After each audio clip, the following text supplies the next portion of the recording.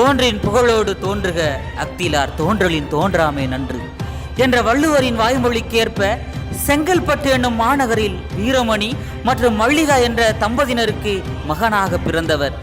இவரின் இளவயது வாழ்க்கை ரோஜாப்பூ போன்ற மலர்படுக்கை அல்ல, முட்கள் நிறைந்த வாழ்க்கையாக இருந்தது. தன் 5வது வயதிலேயே சின்னம்மை, மஞ்சள் காமாலை, டைபாய்டு, டெங்கு உள்ளிட்ட பல நோய்களுக்கு ஆட்பட்டார்.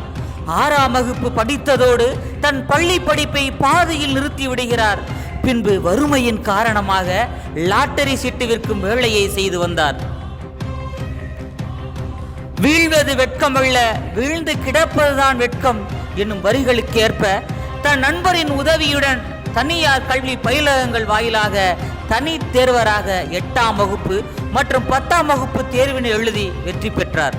வெள்ளத்தால் அழியாது, வெந்தழலால் வேகாது, அள்ளி கொடுத்தாலும் குறையாது என்ற கல்வியின் தீரா வேட்கை இவரை விட்டு விலகவில்லை.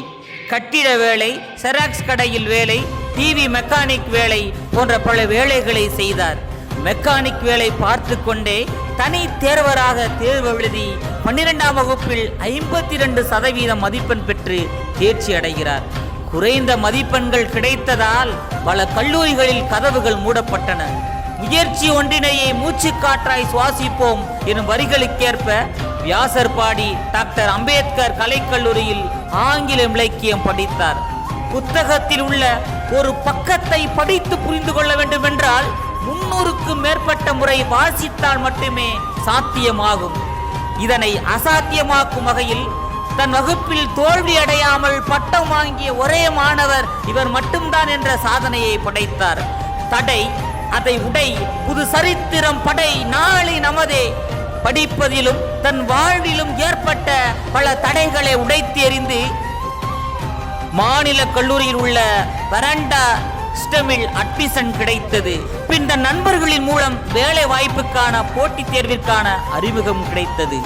டிஎன்பிஎஸ்சி குரூப் 2 தேர்வு எழுதி தேர்ச்சி பெற்று ஏஎஸ்ஓவாக பணியில் சேர்ந்தார். வெற்றி மீது வெற்றி வந்து உன்னை சேரும் எனும் வரிகளை மெய்யாக்கும் வகையில் குரூப் 1 தேர்வினை எழுதி வெற்றி கண்டு சப் ரெஜிஸ்டராக பணியில் சேர்கிறார். பின்பு சிவில் சர்வீஸ் தேர்வு எழுதி தமிழ்நாட்டில் முதல் இடத்தை பிடித்தார். பின்பு IRS பணியை தேர்ந்தெடுத்தார். எண்ணி துணிக கருமம், துணிந்த பின் எண்ணுவம் என்பது இழுக்கு என்ற வள்ளுவரின் வாய்மொழிக்கேற்ப துணிந்து நில் என்ற நிகழ்ச்சியினை நடத்தி மாணவர்களின் வாழ்விலும் கலங்கரை விளக்கமாக திகழ்ந்து வருகிறார்.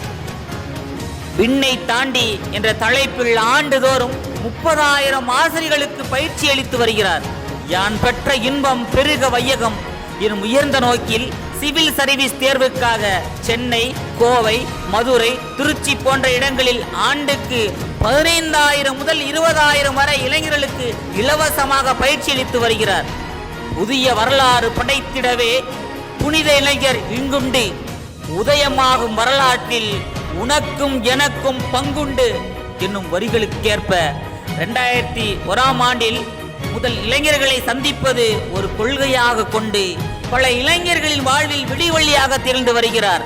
அக்னி ஏவுகணை நாயகன் திரு அப்துல் கலாம் ஐயா அவர்கள் 2005ஆம் ஆண்டில் இளைஞர்களை உனது சகோதர சகோதரியாக நினைத்து அவர்களது உயர்வுக்காக அவர்களோடு பயணிக்க வேண்டும் என்றார். அவர் காட்டிய வழியில் வீறுநடை போட்டும் இன்றும் செயல்பட்டு கொண்டு வருகிறார். அன்றைக்கு எந்த பள்ளிகளெல்லாம் இவரை சேர்த்துக் கொள்ள முடியாது என்று சொன்னார்களோ அதே பள்ளிகள் இன்று அவர் நமது பள்ளிக்கு வருவாரா, நம் மாணவர்களிடம் சிறிது நேரம் பேசுவாரா என்று ஏங்கிக் கொண்டிருக்கிறார்கள்.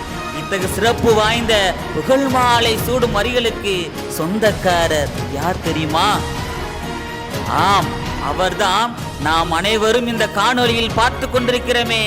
இத்தகு மகத்தான சாதனை மனிதர் தற்போது மத்திய நிதி அமைச்சகத்தின் கீழ் இயங்கி வரும் வருமான வரித்துறையின் ஆணையராக பணியாற்றி வரும் திரு நந்தகுமார் IRS ஐயா அவர்கள் ஆவார். எங்கள் பாரதிதாசனார் கல்வி குழுமத்தின் பள்ளி ஆண்டு விழாவிற்கு சிறப்பு விருந்தினராக தாங்கள் கலந்து கொள்வதில் பெருமிதம் கொள்கின்றோம். உங்கள் வெற்றி பயணம் தொடரட்டும், மற்றவர்கள் கைகள் தட்டட்டும்.